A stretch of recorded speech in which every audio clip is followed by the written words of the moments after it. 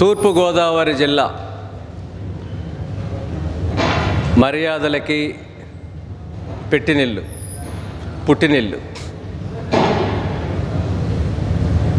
ఇక్కడ ఉన్న ఆహార సంస్కృతి, ఎన్నో రకాల వంటలు, ఇవన్నీ కూడా అనాదిగా ఉన్నవి. గత 40 సంవత్సరాల నుంచి రెండు పంటలతో ఈ భూమి పాడైపోతుంది. ఒకటి రొయ్యల చెరువులు, చేపల చెరువులు, ఇంకా కొద్దిగా ఉన్న మాత్రం వరి. వ్యవసాయం అంటే ఈ రెండే కాదు, డబ్బు సంపాదించాలంటే ఈ రెండే కాదు. ప్రకృతి ధర్మం ప్రకారం చూసుకుంటే ఇవి విలువలతో ఉన్న వ్యవసాయాలు కావు. విలువలంటే డబ్బు కాదు, ప్రకృతిలో ఉన్న జీవ సంపద అంతా కూడా విలువలే. జీవ వైవిధ్యాన్ని నిలబెడుతూ, భూమి ఆరోగ్యాన్ని నిలబెడుతూ, భగవంతుడు ఇచ్చిన మనకి ఆ గోవునితో చేస్తున్న వ్యవసాయమే, ఆ వ్యవసాయం ఏదైతే ఉందో అది శ్రీ సుభాష్ పాలేకర్ గారి కృషి. ఇది అహింసా మార్గంలో జరిగే వ్యవసాయం, న్యాయబద్ధంగా జరిగే వ్యవసాయం. దీంట్లో భూమిని అన్యాయం చేయట్లేదు, జీవరాశులు అన్యాయం చేయట్లేదు. అన్ని జీవరాశులతో కలిసి మమేకమై చేస్తున్న వ్యవసాయం ఈ వ్యవసాయం. ఇంత చక్కని నేలలో మనం పుట్టి పెరుగుతా ఆ రెండు పంటల్ని మనం ఖచ్చితంగా ఫుల్ స్టాప్ పెట్టాలి. 40 ఏళ్ల క్రితం ఎలా ఉన్నాయి ఈ భూములు, ఇప్పటికి ఎలా ఉన్నాయి అనేది నాకన్నా బాగా ఈ పంటలు పండిస్తున్న రైతులు చెప్పగలుగుతారు. అప్పుడున్న వాతావరణ పరిస్థితి, అప్పుడున్న ఆరోగ్యం, ఏ పంట పొలంలో అయినా సరే గోవులు, పశువులు నీళ్లు తాగతగే యోగ్యతగా ఉండేది. ఇప్పుడు నీళ్లు తాగలిగితే ఏదైనా కాలంలో మరి 40 ఏళ్లకి ఎంత తీసుకొస్తే డబ్బే ఏకైక మార్గం అనుకుని, ఈ ప్రపంచం చాలా పెద్దది, బయట రాష్ట్రాలు, బయట దేశాలు ఏం చేస్తున్నాయి అనేది మీరు గ్రహించాలి. ఎవరైతే రొయ్యలు, చేపలు చేస్తున్నారో వాళ్ళందరికీ ప్రాధేయపడి కోరుకుంటున్నాను, ఒక్క ఎకరాన్ని పూడ్చిపెట్టండి. మొత్తాన్ని పూడ్చిపెట్టమని నేను అనట్లేదు.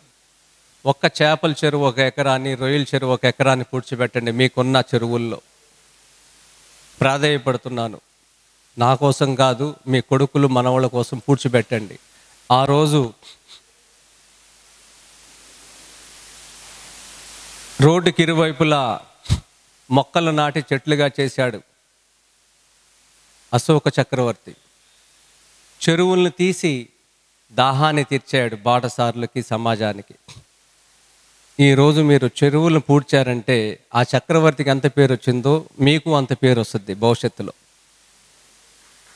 ఆ చెరువుని పూడిస్తే వస్తుంది మీకు పేరు. ఇప్పుడు 1 ఎకరం పూడ్చండి, 1 ఎకరం పూడ్చండి. ఆ పంటల్లో మీ ఇంటికి కావాల్సిన, మీ రోజువారీ దినచర్యలో కావాల్సిన వస్తువులన్నీ పండించి చూపే పని నేను బాధ్యత తీసుకుంటాను.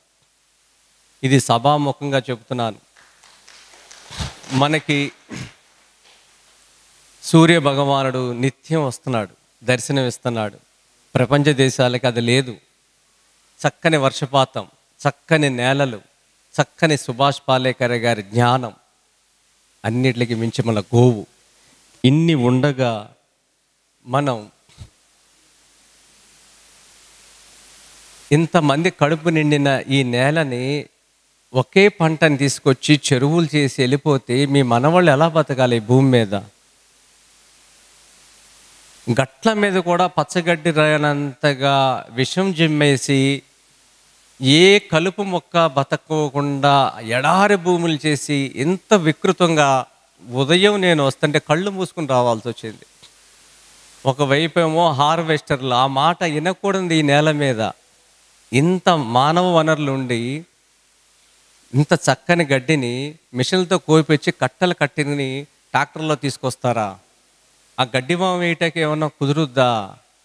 గడ్డివాము వేసినా సరే నీళ్లు దాంట్లోకి వెళ్ళిపోతాయి. ఆ గడ్డి దేనికి పనికిరాదు. ఒక పంట మన మన చేతిలోంచి జారిపోయిందంటే, ఒక సంస్కృతి చేతిలోంచి జారిపోయిందంటే వెనకాల ఎన్ని జీవరాశులు బాధపడుతున్నాయో ఆలోచన చేయండి.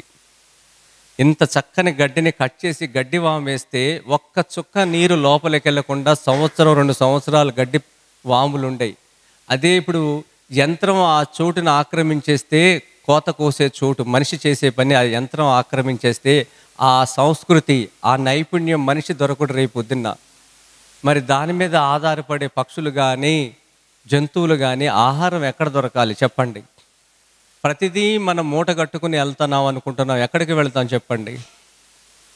యంత్రానికి ఎందుకు డబ్బులు ఇస్తున్నారు? కొంచెం ఎక్కువైనా మనిషికి డబ్బులు ఉండి, మన తోటివాడు మనకి ఏమున్నాయి అవయవాలు ఆవిడకి కూడా అయ్యే ఉన్నాయి కదా. ప్రతిదీ లెక్కలు కట్టి ఎందుకు చూస్తున్నారు చెప్పండి? నా పొలంలో ఎక్కడా కూడా ఏ ఒక్కరోజు హార్వెస్టర్ నేను దింపలేదు. చిన్న ట్రాక్టర్ అది అవసరమైతే వాడతాను. ఎద్దు సేద్యం చేస్తున్నాను నేను ఇప్పటికీ. నాకు ఎద్దులు ఉన్నాయి. వాళ్ళకి గౌరవంగా బట్టలు పెట్టి నేను చేయించుకుంటాను. పండగ వాళ్ళకి బట్టలు పెడతాను. ఆ హార్వెస్టర్లు రాక్షసులు అవి. ఆ నేల మీద మనకి పంట ఇచ్చిన నేల మీద, కాన్పైన నేల మీద తల్లి 4-5 టన్నుల బరువు ఉండే రాక్షసుని దింపుతారా? దింపిన తర్వాత తొక్కిన తర్వాత ఆ పంటని తగలబెడతారా? తర్వాత మళ్ళీ ఇంకో పంట తీసుకుంటారా? ఎన్నాళ్ళే చేస్తారు ఇట్లా? దయచేసి ఆలోచించండి. మీరు కోతలు కోయటానికి మనుషులు లేరు. 800 రూపాయలు 1000 రూపాయలు అడుగుతున్నారు. మీకు అందరికీ ఫోన్లు ఉన్నాయిగా, వాట్సాప్ గ్రూపులు ఉన్నాయిగా. ఒక 15-20 కొడవలు ఇంట్లో పెట్టుకోండి, గ్రూప్లో పెట్టండి. నా పొలం కోస్తున్నావు రండి అంటే సరదాగా వస్తారు. వాళ్ళకి భోజనం పెట్టండి, కోసి వెళ్తారు. ఈ సంస్కృతిని అలవాటు చేయండి.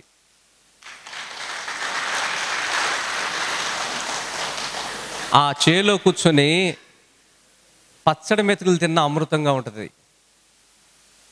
మజ్జిగ అన్నం పచ్చడి మెతుకులు పెట్టని తినండి, చాలా ఆనందపడతారు. ఎందుకంటే విశ్వశక్తి ఉంది దాంట్లో. మీరు 4 గోడల మధ్యలో 4 రకాల అన్నం తిన్నా సరే దాంట్లో మీకు ఆ రుచి రాదు. పచ్చటి పొలంలో కూర్చుని గట్ల మీద ఎంత తిన్నా, పచ్చడి మెతుకులు తిన్నా చాలా రుచిగా ఉంటుంది. అవునా కాదా? ఇట్లా మీరు నలుగురిని పిలవండి, ఇక్కడ షేర్ చేసుకోండి.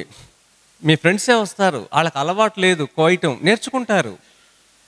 యంత్రంతో ఇంత గడ్డి వేస్ట్ అవుతుంది కదా, వాళ్ళు కోస్తే ఇంత తగ్గొచ్చామో. ఇదేనా ఆవు కడుపు నింపుద్దిగా పొట్ట? ప్రతిదీ ఎన్ని హెక్టార్ల భూమిని ఉదయం చూశానో నేను. కృష్ణా జిల్లా నుంచి ఇక్కడికి వస్తుంటే హార్వెస్టర్లు చేసే పని హార్వెస్టర్లు చేస్తున్నాయి. తగలబెట్టేవాడు తగలబెడుతున్నాడు.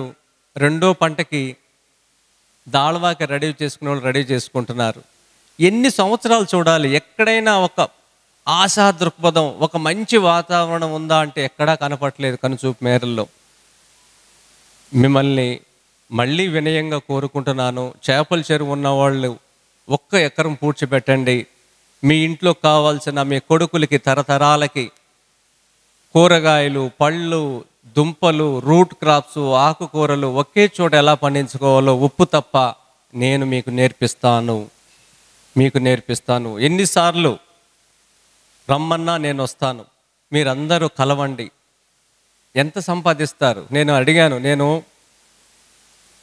మేలో ఒక కార్యక్రమం చేశాను వెస్ట్ గోదావరి దగ్గర.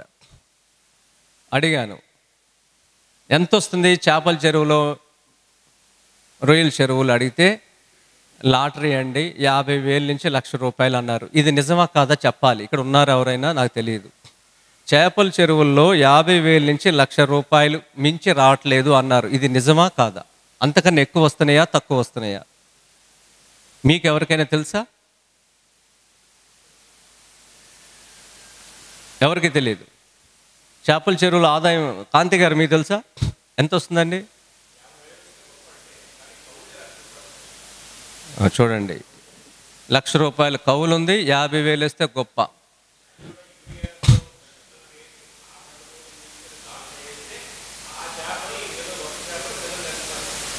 చూడండి, ఎవరు కడుపులు చెడగొడతాకి ఆ 50,000 పట్టుకుంటున్నాము, ఎవరు కడుపులు చెడగొట్టి హాస్పిటల్ పంపిస్తున్నాము, ఆ పాపం అంతా మీ కొడుకులకి మీ మనవాళ్ళకి తగలదా? అదే పాలేకర్ గారి వ్యవసాయంలో ప్రతి పండు ఒక అమృతం. డబ్బు అలా సంపాదించవచ్చు. ఎన్నో తరాలు కడుపు నింపిన ఈ నల్లటి భూముల్ని చెరువులు తవ్వి ఆ రంగు కాగితాల కోసం ఎవరికో ఆ ఆహారాన్ని పంపించాం. అది న్యాయబద్ధమైన ఆహారం కాదు, ధర్మంగా చేసింది కాదు. మరి ఎందుకు ఈ డబ్బులు ఎక్కడ నిలబడతాయి? ఆ డబ్బులు, ఇదంతా అజ్ఞానం, అంధకారంలో ఉన్నాం మనం. అందుకనే ఈ సమస్యని అధిగమించాలి. మీరు చూస్తానంటే, ఎవరైనా ప్రాతినిధ్యం వహిస్తానంటే, మహారాష్ట్రలో, అహ్మదాబాద్లో, కర్ణాటకలో రైతు నెంబర్ నేను ఇస్తాను. క్రాంతి గారు లాంటి వాళ్ళు ఎవరైనా ఒక నిర్ణయం తీసుకుంటే కలిసి ఒక ట్రైన్ బుక్ చేసుకుని వెళ్ళండి. వాళ్ళు అక్షరాల 3 లక్షల రూపాయలు ఒక ఎకరంలో సంపాదిస్తున్నారు. నేను చూసొచ్చా. ఇది ఒక దేవాలయం. నాకు మిమ్మల్ని మెప్పు పొందటానికి నేను ఏదో మాయ మాటలు చెప్తాక రాలా. నా కళ్ళారా చూశాను, నా పొలంలో నేను చేస్తున్నాను. 3 లక్షల రూపాయలు మీకు మొదటి సంవత్సరమే నేను చూపిస్తా. ఇక మీరు దాంట్లో తపించి దాంట్లోనే ప్రాణం పెడితే 5 లక్షల నుంచి 6 లక్షలు చేసేవాళ్ళ నెంబర్లు కూడా మీకు ఇస్తా, వేరే వేరే రాష్ట్రాల్లో. దీనివల్ల భూమి వేడి తగ్గుద్ది. ఫస్ట్ 2-3 పూట్ల తినగా మినిమం 3 లక్షలు. 3 లక్షలు కాదు, 2 లక్షలు వచ్చినా చాలుగా. ఇది నేను ఒక బాక్సు అర్థం కావటానికి 2 సంవత్సరాల క్రితం తరకటూరు కృష్ణా జిల్లాలో నా వ్యవసాయ క్షేత్రంలో మొదలుపెట్టా. మాగాణుల్లో చేసి చూపించా. మాగాణుల్లో భూమిని ఎత్తు చేసుకున్నాను. వేసవి కాలంలో చేసుకుని అక్కడ ఆ మట్టిని, ఒక్క గుప్పుడు మట్టిని నేను బయట ఎవరికి ఇవ్వలేదు. ఆ చెరువు తీసిన మట్టి 3 అడుగులు మెరక చేసుకున్న మాగాణిలో వర్షానికి కరిగి అణిగి 2.5 అడుగులు ఎత్తొచ్చింది. దాని మీద 2 సంవత్సరాల క్రితం ఒకే ఒక బాక్స్ పెట్టా. 60x60 పాలేకర్ గారి అనుమతి తీసుకుని ఇది నేను చేశాను. ఇది నాకున్న ఇక్కడ సమస్యలు, ఇక్కడున్న బరువు నేలలకి, ఉన్న తీర ప్రాంతానికి ఏమి చెయ్యాలి అనే దానికి నేను నా వంతుగా డిజైన్ చేసుకున్నాను. అది ఇప్పుడు 2 సంవత్సరాలు నాకు పంటనిచ్చింది. కేవలం పసుపుతో నాకు ఒక 400 గజాల్లో 600 కేజీల పసుపు వచ్చింది. 600 కేజీల పసుపు ఉడకబెడితే ఎంత అవుద్దో తెలుసా మీకు? 600 కేజీలు పచ్చి పసుపుని ఉడకబెడితే పసుపు ఎంత అవుద్దో ఎవరైనా చెప్తారా? పసుపు రైతులు ఎవరు ఉన్నారు ఇక్కడ? పసుపు 600 కేజీలు పచ్చి పసుపుని ఉడకబెడితే ఎన్ని కేజీలు పసుపు పొడి అవుద్ది?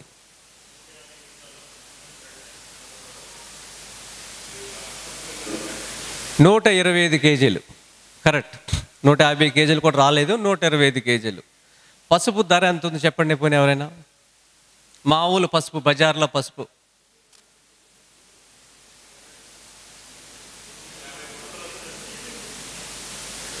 $250. 250 ఇంటూ 125 కేజీలు.